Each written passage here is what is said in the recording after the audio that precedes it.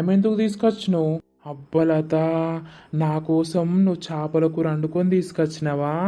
అవును రాజు, నీకు చేపల కూర అంటే మస్తు ఇష్టం కదా, అందుకే నీకోసం తీసుకొచ్చిన. ఈరోజు నా చేత్తోనే నీకు పెడదామని. థ్యాంక్ యూ సో మచ్ లత. నీ చేత్తోటి తినక మస్తు రోజులైతుంది. మళ్ళీ నువ్వు వేసే చేపల కూర అంటే నాకు మస్తు ఇష్టం. సూపర్ వండుతావు నువ్వు. అందుకే నీకోసం తీసుకొచ్చిన రాజు. నువ్వు ఇంట్లో చేపల కూర రమకు వండరాదు అని చెప్పినావు. మరి ఇన్ని రోజుల నుండి తిన్నవో లేదో అని నీ గురించి అన్నం కూర తీసుకొని వచ్చిన నేను. అవునా లత, ఈరోజుగా కుమ్ముడే పో. సరే సరే, నేను పెడతా, నువ్వు తిను. నా చేత్తోటి తినక మస్తు రోజులైతుంది నువ్వు. అవునవును. అబ్బా సూపర్ ఉంది లత కూర. తిను రాజు, నీకోసమే తీసుకొచ్చిన నేను.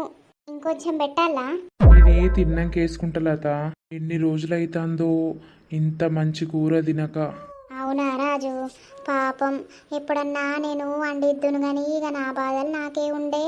ఇక మన మధ్యలో అట్లా గొడవలైనప్పటి నుండి ఇక నేను మీ ఇంటికి వచ్చులేదాయే, నువ్వు మా ఇంటికి వచ్చులేదాయే.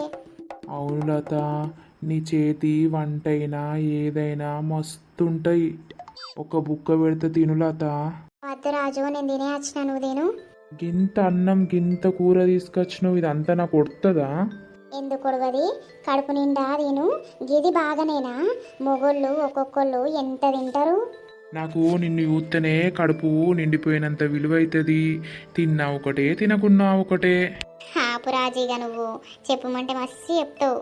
నిజం బంగారం, నీ ముఖంలా మస్తు కలుంటుంది.